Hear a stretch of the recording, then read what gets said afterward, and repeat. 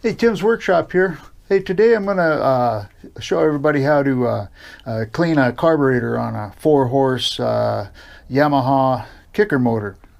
Okay, actually I've had issues with this in the past. I had it sitting, you know, over the winter, and then I went to start it and I couldn't start it, and then I thought maybe the fuel pump was a problem, and turned out to be it wasn't the fuel pump. It was actually just the carburetor getting gummed up, like all regular unleaded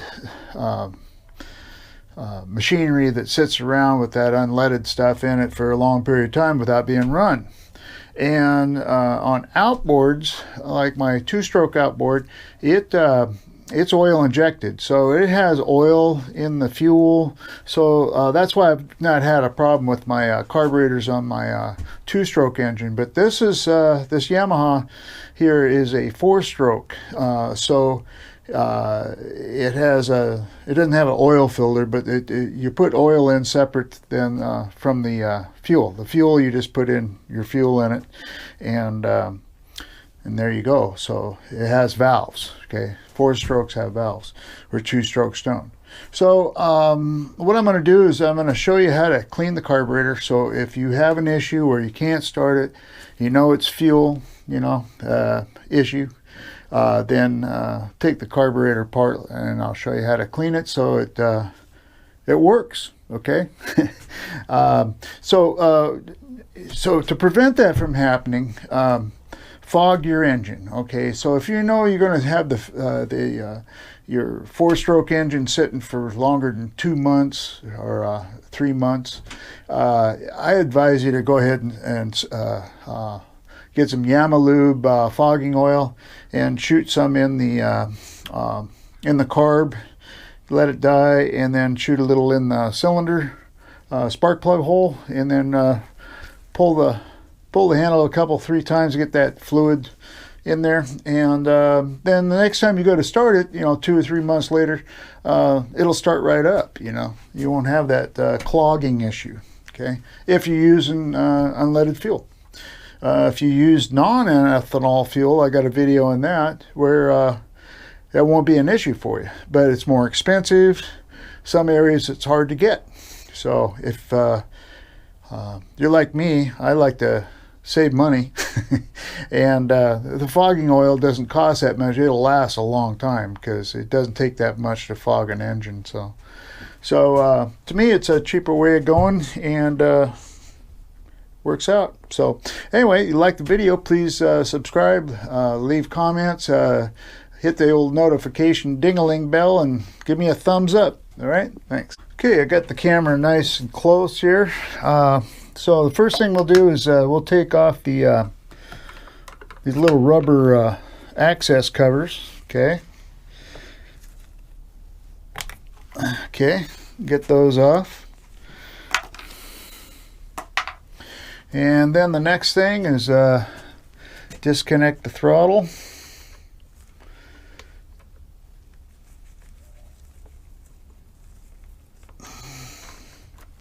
And see, you know where to put it back in because it's crushed right there. That's where you put it back in, so you have it in the right spot. Okay. Then take the fuel line apart here.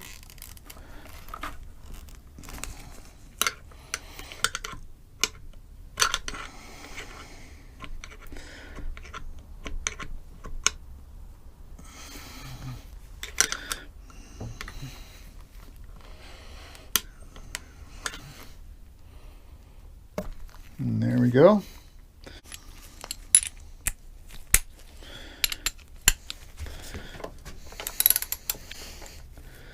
All right, take this apart. This 10 millimeter. You'll find 10 millimeter is a common socket on most of stuff.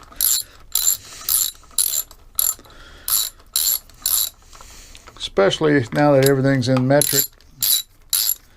Not everything, but most.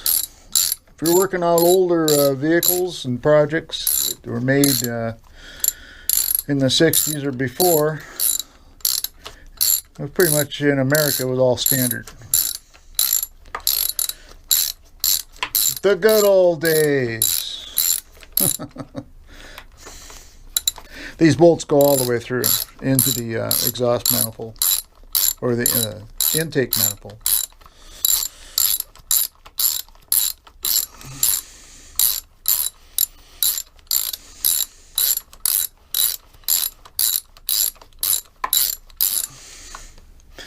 All right.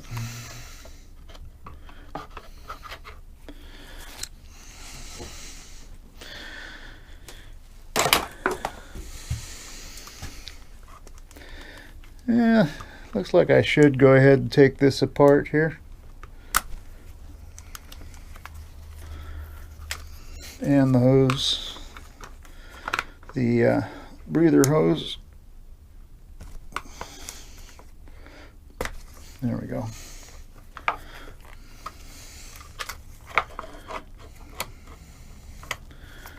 Okay. Get these bolts out of here.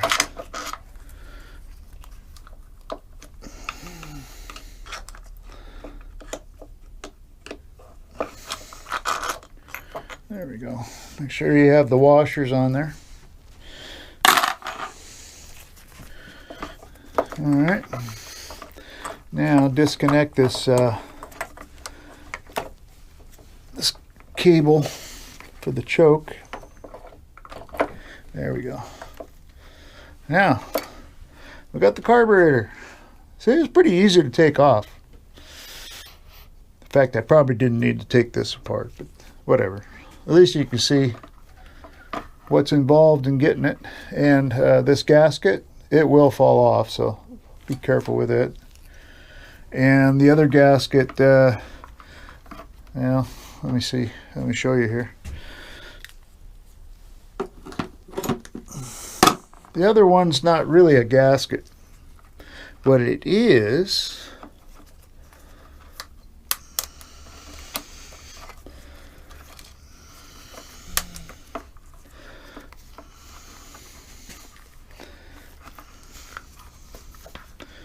an O-ring. Yep. That's all it is. So it's no gasket there. This is the gasket for the intake manifold. All right. So now the carburetor. Okay. So let's take this carburetor apart.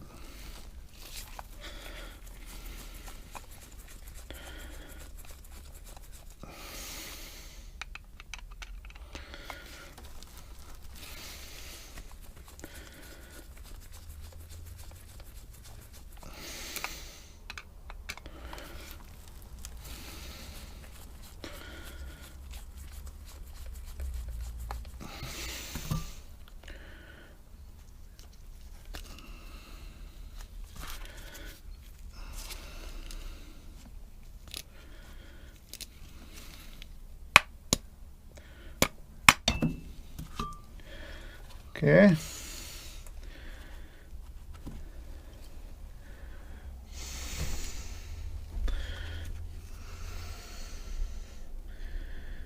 Yep. Let's undo this, and then we'll keep it upright and then see what the fuel looks like inside without spilling it all over the place.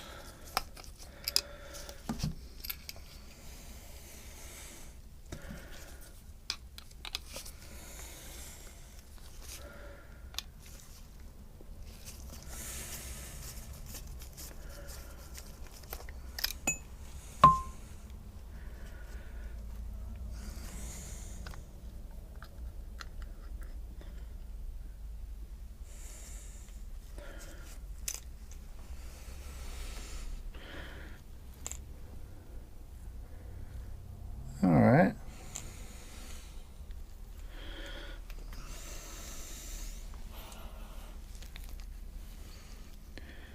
Doesn't look bad. if you can see it or not.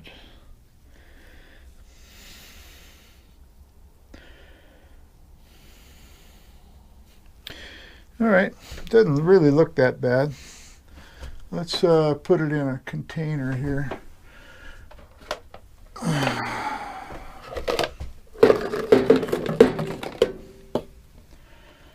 right.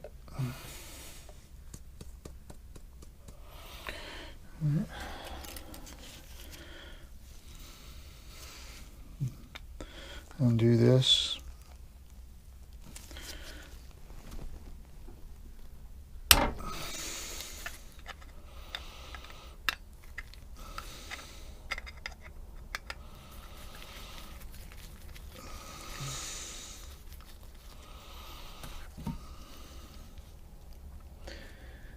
Yeah, it's got a little metal gasket on it, which will last a long time.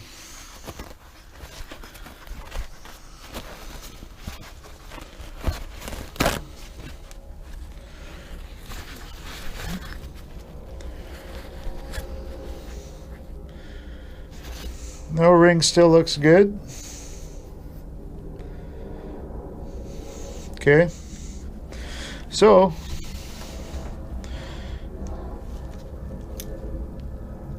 take the float off.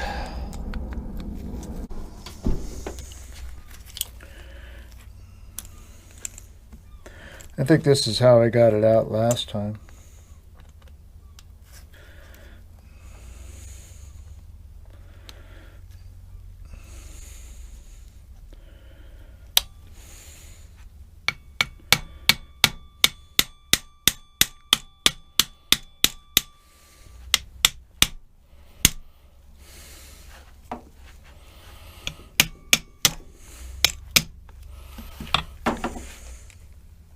Yeah, it's coming out.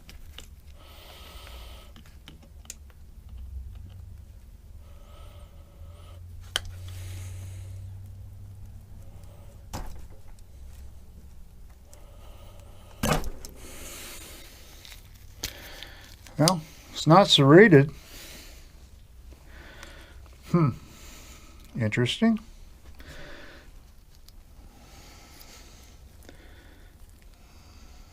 Yep. The needle valve is good. Float looks good. There's no holes in it.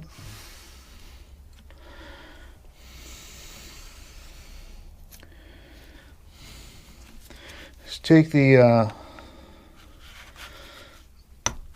jet out.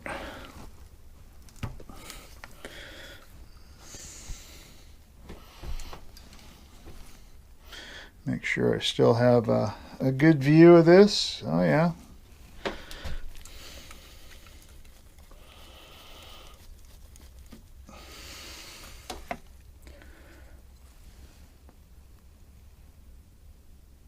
Still see through it, so I don't think it was clogged or anything, but if you ever need to take it out and fix it, that'll work. Man, the one that's down inside there, you need a really small screwdriver to get it out. I'm not going to pull it out this time, but if you do need to get it out of there, this is the smallest one I got. See that? It won't fit. So if you need to get it out, get yourself a nice small one that will fit in there and get that center one out of there.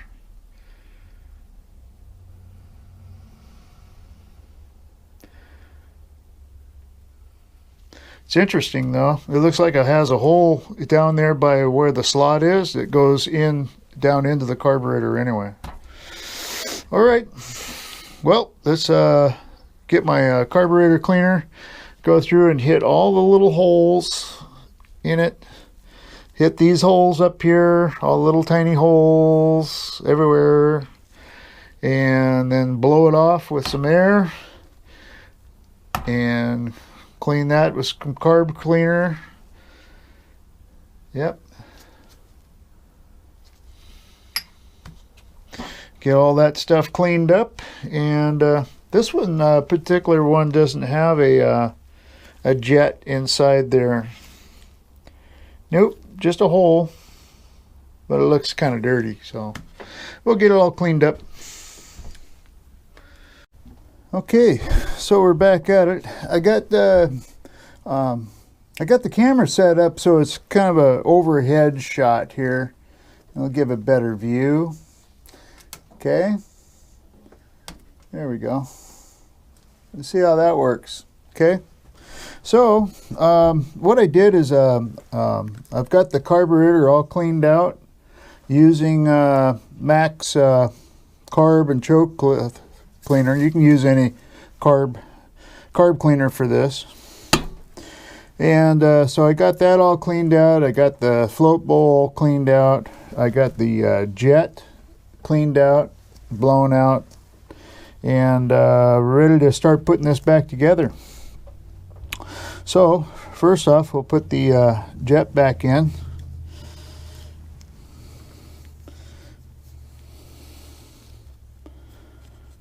Up top here.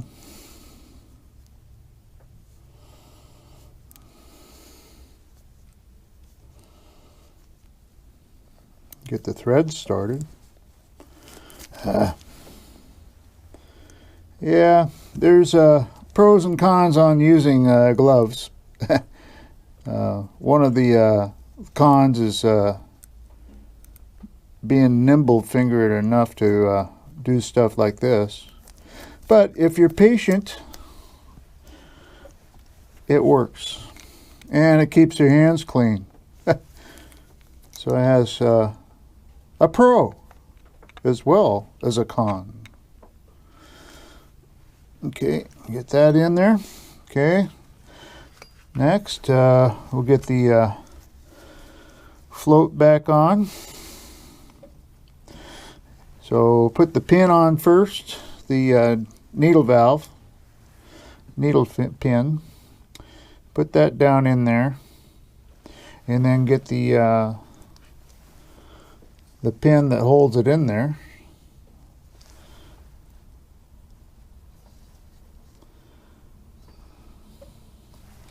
And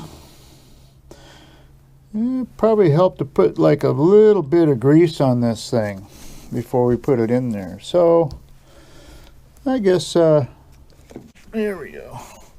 The marine grease, just a little bit.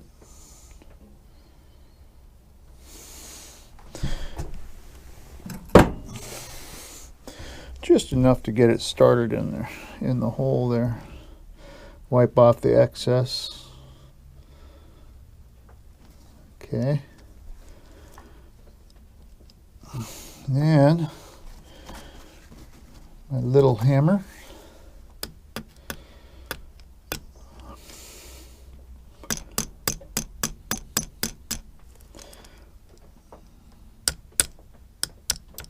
There we go.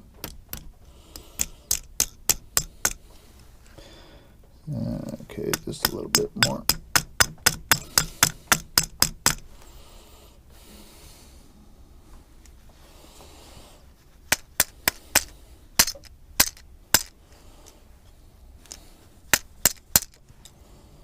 There we go.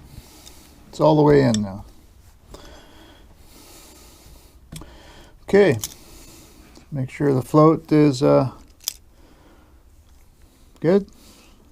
Looks a little bit high.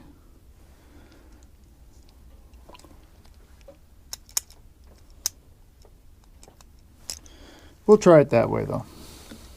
If we have a problem with it, we'll fix it. The way you get the angle on it is you bend this metal piece across here. You just bend it just a little bit, you know, but it's supposed to be level. And to me it looks like it's just a tad bit high, but we'll try it that way. I mean, it ran good before, so we'll put the plate back on, just like that. It has a gasket still on there, so no sense in fooling with that any at all. Okay, so let's put these 3 back in there.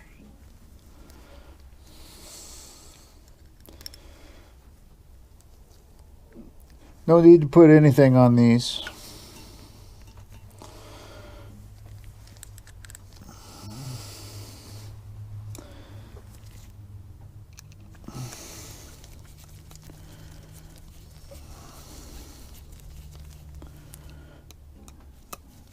Get them all snug first,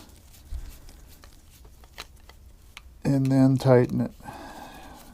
And you don't have to over tighten it. It's got a rubber gasket on it, so just like that.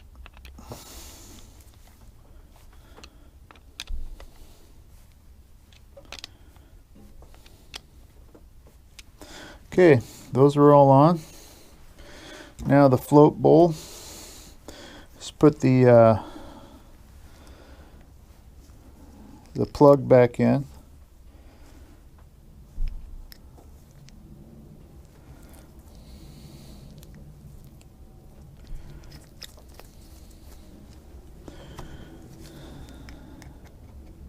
Same thing with it.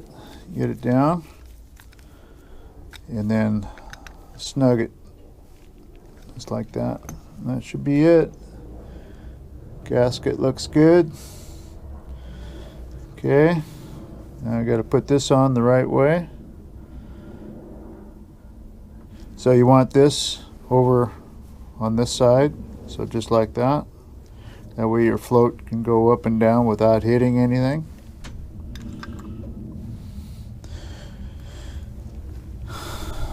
All right.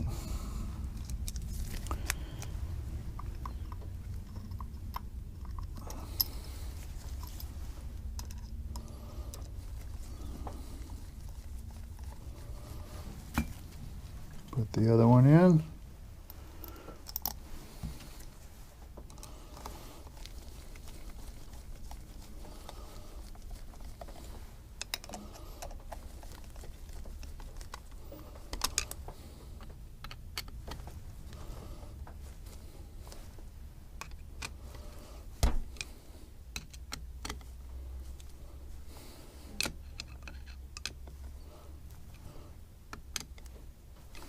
Okay, that's good on that.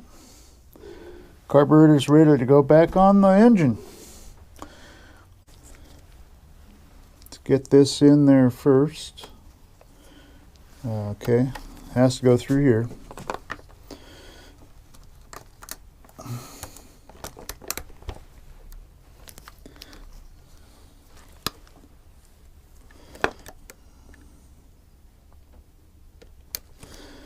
Okay, like that.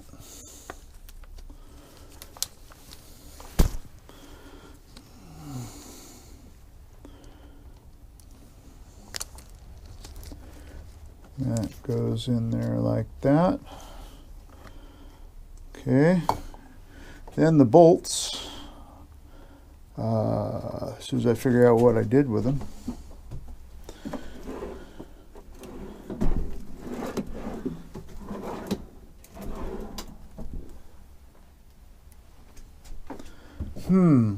What did I do with the bolts? Oh, there they are. Okay. So that gasket is still on over there. And the O-rings on this. Don't have to worry about it falling out.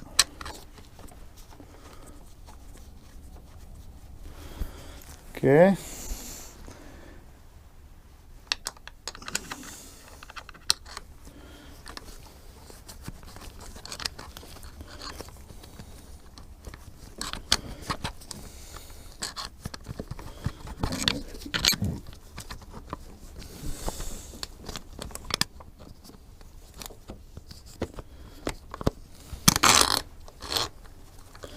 Okay, now the ratchet.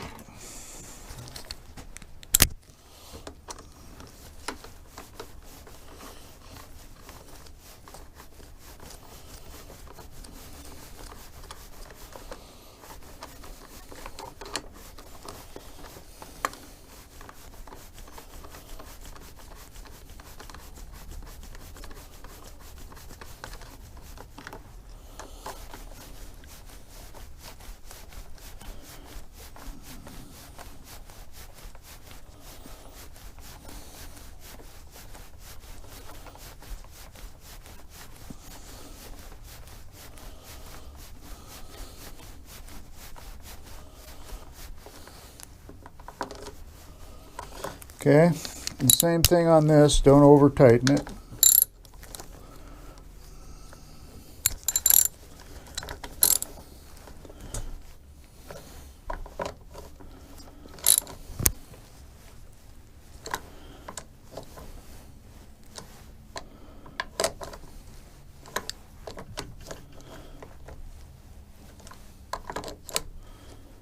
Okay. Hook up the fuel hose.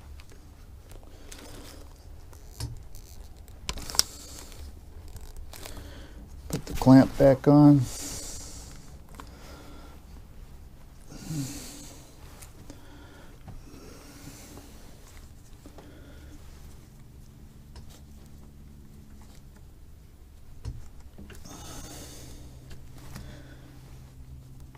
Okay, then put the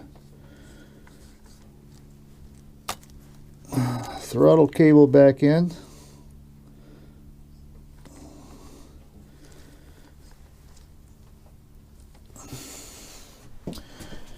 Tighten it down.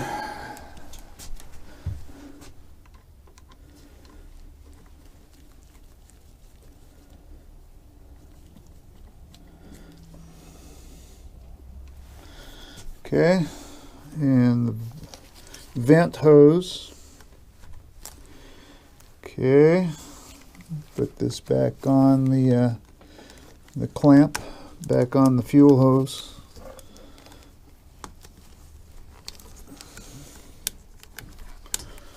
Okay.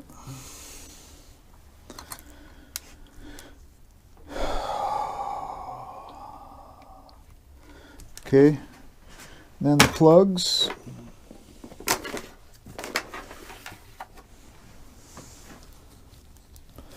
One there. One there. All right. Carburetor's all back on.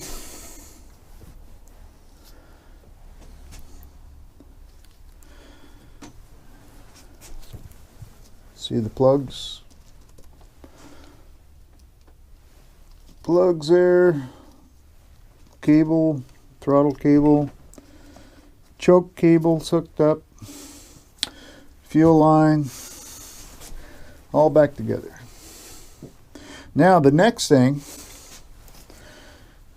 is put a little bit of fuel in this container, right? Open the vent. Always open the vent on these things when you start it, okay? And pull the choke open, start it up, let it run out of fuel, and got to hit the carburetor.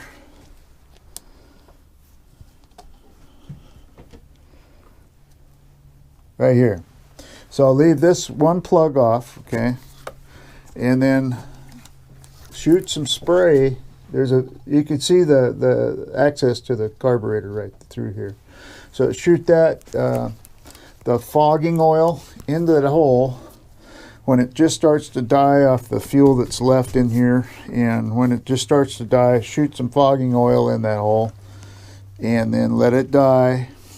And then take the spark plug out, shoot some in the cylinder, pull the pull cord a few times to get that oil in the cylinder, put the spark plug back in, and it's good for sitting for all winter, or at least for 2 months or so is what I suggest, if because it is a 4-stroke, and the fuel, just regular unleaded, does break down, and the ethanol will screw up, will gum up your carburetor and your fuel lines if it sits too long.